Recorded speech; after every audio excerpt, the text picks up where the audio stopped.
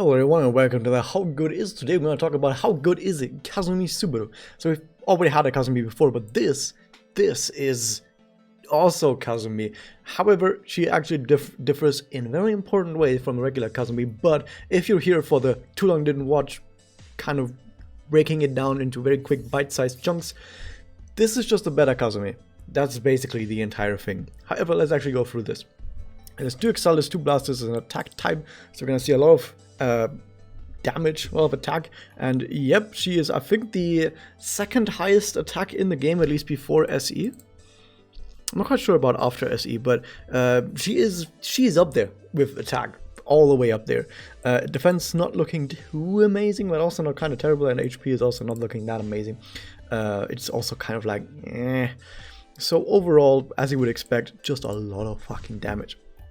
Very quickly about a personal is it's alright. It's not a personal that you would choose instead of a 4-star Memoria probably, but if you're starting out the game and you have a rather fresh account, this is gonna be a pretty good Memoria to have on her, and this is actually something that you should keep in mind, that I can already tell you this is a good unit if you're just starting out. So a personal Memoria that is also pretty alright if you're just starting out seems pretty good. So what is her connect?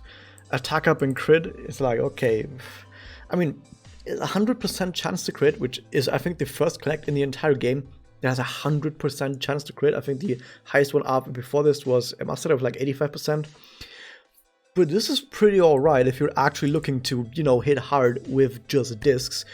However, in most cases, you actually want to hit hard with Magia, Doppel, mostly Doppel, and if you're playing a charge-focused strategy, maybe you're not actually using a charge-focused strategy because there's just better choices out there for blast gorillas, probably for charge blast strategies. So I guess although if you were playing a charge blast strategy, this would be actually a pretty good connect to actually get crits. I mean, it's like one of the very few things that can still push your damage even higher if you're going for a charge blast strategy. But that said, she's not really set up to be a charge blast character, but yeah, I guess you could still fit her in, I guess. Looking at her Magia and Doppel, we see that it damages all enemies. Sadly, even on Doppel, it's not attribute strengthened. If she was attribute strengthened, she would actually be a pretty good pick for Dark type Kimochi, as she's light type, but it's not, so she's actually not a good Kimochi unit, for DPS at least. She gives attack down for 5 turns even on Doppel. And these are some pretty alright numbers right here for the attack down and defense down, if you keep in mind that it is over 5 turns. These are basically, if you're using this as a Doppel, it's basically meter-raining the entire enemy team for 5 turns. Pretty darn good if I would do say so myself. So yeah, that's pretty darn good. What else does it do? Attack up, damage up to self. Sadly only to self, and still only to self on Doppel. But it is for 5 turns. So you're basically supercharging your damage for 5 turns. Keep in mind that this buff is very similar to the buff that Mikage gives on Doppel to the entire team. So basically it's a single target Mikage buff to just self. I mean, she's not a supporter, so I wouldn't expect this to go on everyone, but still keep in mind that she has a rather like egocentric Doppel, I would say, in terms of buffs. And she also restores her own HP, which is an effect that usually doesn't do that much. Like, HP restore is usually not that important on Magia Doppel, especially not if it's just to self. However, we're gonna get to one that's important in a second. But just to keep it back on the Doppel, it's okay. It's more so something that the damage buff and the attack buff, it's all really nice to have, especially if you're trying to chain multiple Doppels in just a few turns, and you can make use of that buff and even stack this buff. You could actually make her do a ridiculous amount of damage just by herself, just by pumping out Doppels. So pumping out Doppels with her seems like a really good playstyle, and in between Doppels, if you do get some blast discs, hey, you can blast a bunch as well and do a bunch of AoE damage with your discs. That's quite alright. In that sense, she's actually kind of like regular Kazumi, right? I don't have her open right here, but regular Kazumi also just has a really okay Doppel that buffs herself, I guess, and her team as well, with a blast up damage. And then she herself can, and her team, can blast a lot harder for a bunch of turns. So the idea is you get to Doppel or to Magia, and then you supercharge yourself or the team, and then you just hit harder with discs for a while. and you can sort of like get to the next double while you're hitting hard with this, which is fine, I guess. Regular Kazumi Connect, I think, is like attack up and defense pierce, so also like a secondary effect that also increases damage in a way, so very similar to regular Kazumi in that sense as well. We go to the Spirit Enhancement though. This is where it gets interesting. So not only does he have basically Sword as passive, attack up and attack up while at max health as a bonus, which makes the heal from the double actually rather important because it gets you hopefully back up to max HP with the double heal when you get this full gauge overdrive again, this attack up at max health. Nice. You also, to not lose this immediately, get Barrier. Nice. You get Barrier when the battle starts. Any battle starts, you just get 5,000 damage Barrier. Cool. So this probably doesn't break immediately. Nice. What else do we have right here? We have market damage up bonus. Nice. We have anti-curse. We have another 10% damage increase just passively. We have 9 MP regeneration per turn. We have the 15% crit because she is an attacker after all. Then we have skill quicken in here, which in most cases won't do much, but there are maybe sometimes cases where this will be a nice thing if it procs and you get something out of it. And the active just attack down, defense down for 3 turns, which is similar. It's kind of like a mini meter rain for 3 turns, which also is pretty darn okay. Now, what does all of this actually tell us? Well, we see that she has a lot of cool stuff in her Spirit Enhancement that is really nice to have, but none of this stuff is like so special and so good that you would probably see her in really high-end ranking situations, but because she gets so much cool stuff just from SE, what actually happens with this unit is that you don't actually need to put that many resources into Kazumi. If you only have her at, let's say, like 2 slots, one of those slots is just her personal, another slot is maybe just a level 1 4-star Memoria. Like, let's say you have I just made friends, for example. You just have a friends on, it's not maximum break, it's only like level 30 or whatever, and you put it on her. Maybe you have one of the recent free Memorias from like events or something that is like a 4-star Memoria that is maximum break, but it has only like a somewhat okay effect on it, not that broken. Put that on her. She's already looking pretty darn good, because she gets Sword passively, she gets 10% damage passively, she gets Regenerate MP passively, she gets Skill Quicken with a Barrier to keep her alive, and I mean, you're missing defense if you're on 2 slot and you use this for 2 passives, then you don't have those 2 active Memoria that would give you bonus defense and bonus HP, but you can just reduce the enemy attack, and then it's as if you had more defense. Isn't that nice?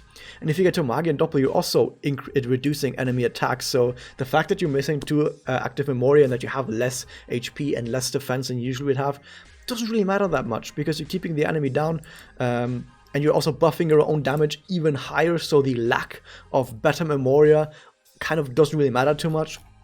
You can kind of see what I'm getting at. Even with low resources, with bad Memoria, on maybe like 1 or 2 slots, she can still do really good damage while also surviving really for quite a long time if you get her Magi and Doppel out, which is made easier by the fact that she regenerates MP every turn. She is basically a dream unit for someone who has just started out playing the game. You could probably just keep re-rolling a new account until you get her like 2 slot, and you're already set in terms of probably the entire PvE section until the end of the game. You can probably beat the entire of Arc 1, Arc 2, most events in challenge, like even the challenge quests of most events, probably even the EX challenge quests of most events already, even on a fresh account with just a 2-slot Kazumi, or Subaru Kazumi, some people say Skazumi, because her SE is just that good and she just gets that much cool stuff from doubling while keeping the enemies down. But also, as I said earlier, she doesn't really have anything that is so special and specific about her and so unique about her, or she doesn't excel at one specific thing enough that she's gonna be that useful in like high-end whale scenarios. Like Kimochi, she's a damage dealer who doesn't have attribute strength from damage on her double, which means she's out for Kimochi when it comes to dealing damage. Like, yeah, of course you can still use her, but if you have someone else who's dark type, who has attribute strength from damage, like Rikaren for example, you just use them instead. Like, why would you use this one if you can just do something with attribute strength from damage double instead? So they're out for that. What else do we have? Well, she might actually be somewhat interesting for 100 evils, because she's a high damage unit with just dealing damage with discs, and maybe the defense stun might be useful. I guess you might make a point of using her in some 100 evils, like low turn clears, which some whales do, I guess. When it comes to ranked mirrors, probably no reason to use her in ranked mirrors at all. However, there is one place where she might be used, which is tournaments. In tournaments, which once again, you need like a Japanese address if you want to actually participate in tournaments. What you could do is, if you're like in tournaments, you usually fight like a 5-girl team all the time, or most times, against other 5-girl teams. And in teams like that, there's probably going to be Madoka and Iroha's, like Madoka Iroha duo, that unit, the anniversary unit, on all the enemy teams. And Maru Iro, what they have is they have passively a debuff shield for the entire team that blocks 2 debuffs, which is pretty good against enemy Quell Blooms. However, you could play as Kazumi and just pop this at the beginning of the battle and immediately break the enemy Maru Iro barrier, which is pretty good. And even if the enemy doesn't have a Maru Iro, 20% attack down is alright. That's an alright thing to have in tournament, I think, to make your team take a bunch less damage. So I think she might be used in some tournaments, which is only applicable to only like 50 people. I'm not even kidding, only like 50 people in the entirety of my record. Maybe like 64, I don't know how big the tournaments are, would even care about this. But hey, maybe for those, Kazumi would actually be pretty good. They're gonna be waiting for her. But apart from that, like, yeah, she's not specialized or unique enough to really break into the whale territory. But anywhere outside of that, like if you're not a whale, if you don't care about, oh, I want the best unit for rank, I want the best unit for Kimochi, if you don't care about that, you just want to have a strong character, like strong, I mean like dealing high amounts of damage even without the best Memoria in the game, Kazumi is gonna do you really solid. And also she's cute, and she has Michiru in her card. Isn't that nice? Michiru back there, isn't that amazing? What else is there? Well, that's Memoria from her gacha. We have this right here. So since the unit is actually quite decent, not broken or anything, but pretty decent, the Memoria is actually not that amazing. I've compared it to the Iroha Flower Field Memoria, which gives attack up to self 25% for 3 turns, so basically the exact effect. But it also does defense up to self 25% or 30% for 3 turns. So you've basically traded the defense up on yourself to a defense down on all enemies. It's only 15%, which is not that much, it's actually quite low, so it doesn't really do that much more. But if you want to go super duper aggressive, then this is slightly better than Iroha Flower Field Memoria, but only slightly, because 15% defense down is not that much. And of course, if the enemy dies, then that defense down goes away because they're dead.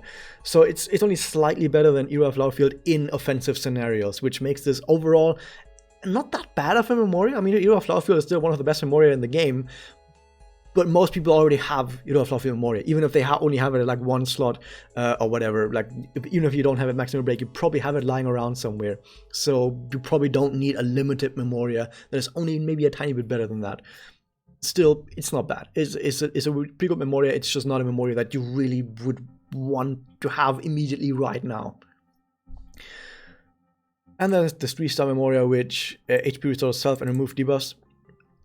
I need to keep mentioning debuffs, not ailments. I might have said ailments when I first introduced the unit because I wasn't actually reading the stuff. I was just looking at the kanji and was like, oh, let's probably remove something. It's actually remove debuffs, which is debuffs are just the blue icons, so defense down, attack down, stuff like that are debuffs. The purple icons, which is like curse, burning, poison, whatever, other purple icons, those are ailments. This does not remove ailments, this removes debuffs like attack down, defense down, so not that important. But hey, it might be something that if you ever get into a quest where you see, oh no, I'm getting completely screwed over by debuffs, maybe you remember you have this lying around somewhere, so like keep 1 or 2 of these around, maybe. I don't know. Not that important though. Not that important. Enemies usually don't deal with debuffs that much. So that's that. Hope you guys enjoyed this. Hit that subscribe button, ring the bell, and I'll see you guys hopefully in a little over a week, maybe like 9 days or so, when I get to tell you how good Alikari is. See you guys next time.